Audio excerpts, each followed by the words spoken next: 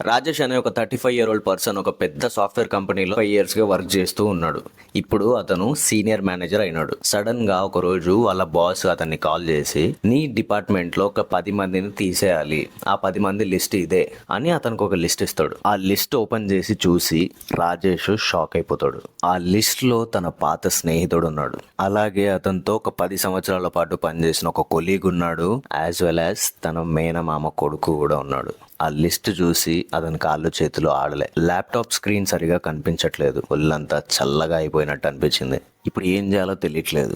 ఆ రాత్రి రాజేష్ అసలు నిద్రపోలేదు, నిద్ర పట్టలేదు. ఎందుకంటే ఆ రాత్రంతా ఆలోచిస్తూనే ఉన్నాడు. అసలు నేను ఎందుకు ఈ మేనేజర్ అయ్యాను, నాకే ఎందుకు ఈ దుస్థితి వచ్చింది, నేను నా వాళ్ళనే హర్ట్ చేయాలనా, నా సొంత వాళ్ళైన వాళ్ళ కడుపుని నేను ఎలా కొట్టగలను అనుకుంటూ చాలా ఒకదాని తర్వాత ఒకటి అట్లా ఆలోచిస్తూనే ఉన్నాడు. అసలు నేను ఈ కంపెనీలో ఎందుకు జాయిన్ అయ్యాను, ఈ ఉద్యోగం ఎందుకు చేస్తున్నాను, నా వాళ్ళని నన్ను హాని చేయమంటున్నారే అని చాలా బాధపడి కుంగిపోయి విరిగిపోయాడు. ఇది రాజేష్ కథ కాదు, ఇది 5000 సంవత్సరాల క్రితం కురుక్షేత్ర యుద్ధ భూమిలో జరిగిన అర్జునుడి కథ. పేర్లు వేరవచ్చు, యుద్ధ భూమి వేరవచ్చు, కానీ విషాదం ఒకటే, బాధ ఒకటే.